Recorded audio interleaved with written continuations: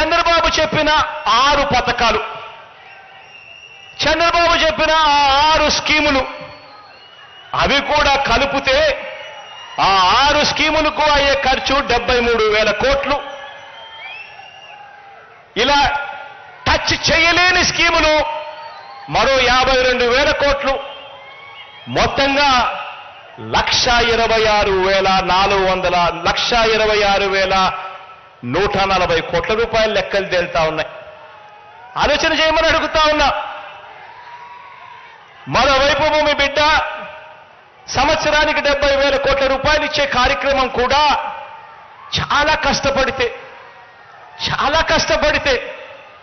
వ్యవస్థలో విపరీతమైన మార్పులు తీసుకొస్తే, ఎక్కడా కూడా లంచం అనేది లేకుండా చేస్తే, ఇంతగా పారదర్శకత చేస్తే, కష్టపడితే 70,000 కోట్ల రూపాయలు ఇచ్చే పరిస్థితి మీ బిడ్డ చేస్తా ఉంటే, గతంలో ఏమీ చెయ్యని ఈ వ్యక్తి, ఏ స్కీము పెట్టని ఈ వ్యక్తి, ఏ మంచి చెయ్యని ఈ వ్యక్తి, గత చరిత్రంతా కూడా మోసాలకే పరిమితమైన ఈ వ్యక్తి ఈ రోజు మీ బిడ్డ 70,000 కోట్లు ఇస్తా ఉన్నాడు సంవత్సరానికంటే, లేదు కాదు 1,26,000 కోట్ల రూపాయలు నేను ఇస్తాను అని అంటా ఉన్నాడు అని అంటే, ఆలోచన చేయమని అడుగుతా ఉన్నాను. ఇది అయ్యేదా? మళ్ళీ మోసం చేయడం కాదా అని ఆలోచన చేయమని అడుగుతా ఉన్నా. రాజకీయాలలో ఎప్పుడైనా కూడా ఒక్కటి గుర్తుంచుకోండి. ఎందుకనంటే మీరంతా కూడా రేపొద్దున బావి లీడర్లు కావుతారు. ఈరోజు మీరు చేస్తా ఉన్నవి సేవా కార్యక్రమాలు రేపొద్దున మిమ్మల్ని అందరినీ బావి లీడర్లుగా నిలబడతాయి. కానీ ఒక్కటి గుర్తుపెట్టుకోండి, లీడర్ అనేవాడు ఎలా ఉండాలి అనంటే, లీడర్ నోట్లో నుంచి ఒక మాట వస్తే ఆ మాట కష్టమైన నష్టమైన ఆ మనిషి ఆ మాట మీద నిలబడతాడు అన్న నమ్మకం ప్రతి పేదవాడిలోనూ ఉండాలి.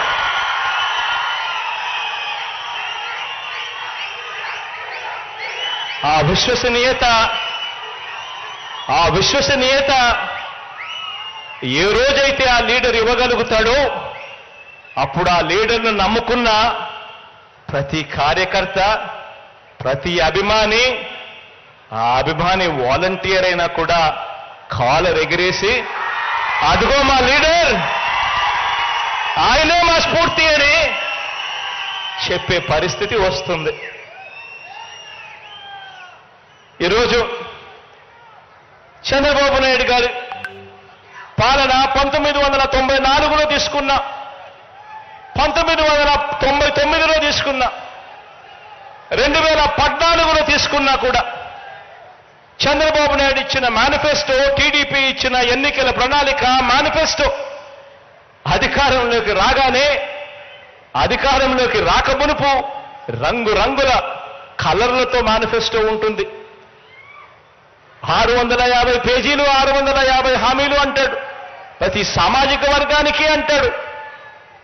మేనిఫెస్టో రంగురంగులుగానే ఉంటుంది ఎన్నికలు అయ్యేదాకా.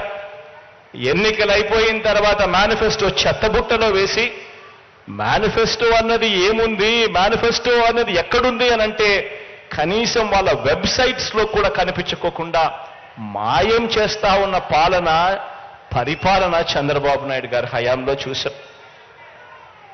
ఈ నిజాలన్నీ కూడా మన వాలంటీర్ల వ్యవస్థ అర్థం చేసుకొని ప్రజల కోసం, ప్రజలు మోసపోకూడదని, ప్రజల కోసం ప్రజలు మోసపోకూడదని బాబు మేనిఫెస్టో రంగుల్ని ప్రజలకు వివరించాలి, ప్రజల ముందు ఉంచాలి. ఇవన్నీ ప్రతి పేదవాడికి తెలియాలి, ప్రతి అక్క చెల్లెమ్మకు తెలియాలి, ప్రతి రైతన్నకు తెలియాలి. చంద్రబాబు మేనిఫెస్టోను ఏ ఒక్కరైనా కూడా నమ్మడము అనంటే బంగారు కడియం ఇస్తానన్నా పులిని నమ్మడమే అన్నది ప్రతి ఇంట్లో కూడా, ప్రతి పేదకు కూడా చెప్పాలి. పనిచేస్తున్న ప్రభుత్వం తరపున నిజాలు వివరించేందుకు, చంద్రబాబు బతుకేమిటో వివరించేందుకు, ప్రజల్లో బలం గాని విశ్వసనీయత గాని లేని చంద్రబాబు కూటమిని ఎదుర్కొనేందుకు మన సేవా సైన్యం వచ్చే 2 నెలలు ఓ యుద్ధానికి సిద్ధం కావాలి అని అడుగుతా ఉన్నాను ఈరోజు.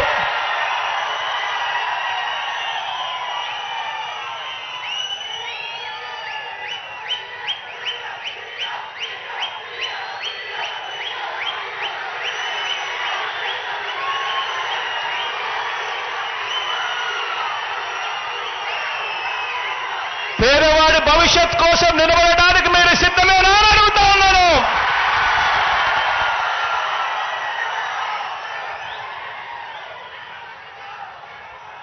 ఇక స్లీవ్స్ మడచాల్సిన సమయం వచ్చింది.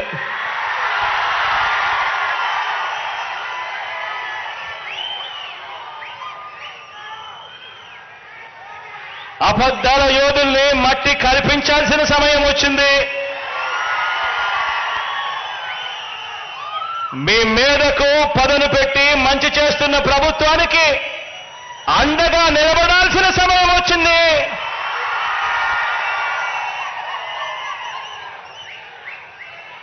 పేదవాడి భవిష్యత్ మారాలంటే, వారి బ్రతుకులు నేటి కంటే ఇంకా మెరుగు కావాలి అనంటే మరోసారి మనందరి ప్రభుత్వాన్ని ఈ 55 నెలల్లో ప్రయోజనాలు అందుకున్న ప్రతి ఒక్కరూ సమర్థించాలని, ఆ పేదలందరికీ కూడా వివరించాలి. ఆ ప్రతి ఇంట్లో నుంచి స్టార్ క్యాంపెయినర్లుగా అక్క చెల్లెమ్మలను, ఆ అన్నదమ్మలను, ఆ అవ్వాతాతలను, ఆ రైతులను తీసుకొని రావాలి. పెత్తందారుల మీద పేదల పక్షాన మనందరి ప్రభుత్వం చేస్తున్న యుద్ధంలో ఏ ఒక్క ఓటైనా కూడా బాబుకు ఓటు వేయడము అంటే దాని అర్థం తమకు అందుతా ఉన్న పథకాల రద్దుకు తామే ఆమోదం తెలిపినట్టు అవుతుంది అని చెప్పి ప్రతి ఇంటికి వెళ్ళి చెప్పాలి. మరొక విషయం కూడా చెప్పాలి. ప్రతి ఇంటికి వెళ్ళినప్పుడు మరొక విషయం కూడా చెప్పాలి. 2014 ఎన్నికల ముందు మొదటి సంతకంతో వ్యవసాయ రుణాలన్నీ కూడా రద్దు చేస్తానని, పొదుపు సంఘాల రుణాలన్నీ కూడా మాఫీ చేస్తానని, బ్యాంకుల్లో తాకట్టు పెట్టిన బంగారాన్ని విడిపిస్తానని, ప్రతి ఇంటికి ఓ జాబ్ ఇవ్వకపోతే ప్రతి ఇంటికి 2,000 రూపాయల నిరుద్యోగ భృతి ఇస్తానని 2014లో ఇదే పెద్ద మనిషి చంద్రబాబు నాయుడు చేసిన ఈ మోసాలను ప్రతి ఇంటికి వెళ్ళి చెప్పాలి. ఆ వాగ్దానాలను ఆయన ఎలా ఎగ్గొట్టాలి అని చెప్పి ఆయన కోటయ్య కమిటీ అని కోతల కమిటీ తాను వేస్తే, మీ బిడ్డ మీ అన్న మాత్రం ఎన్నికల మేనిఫెస్టోను ఒక ఖురాన్గా, ఒక భగవద్గీతగా, ఒక బైబిల్గా భావించి ఆ చెప్పిన ప్రతి హామీని కూడా నెరవేర్చేందుకు మీ అన్న ప్రభుత్వం ఓ సచివాలయ వ్యవస్థ, ఓ వాలంటీర్ల వ్యవస్థ తీసుకొని వచ్చి ప్రతి ఇంటికి మంచి చేస్తా ఉన్నాడు అని చెప్పండి.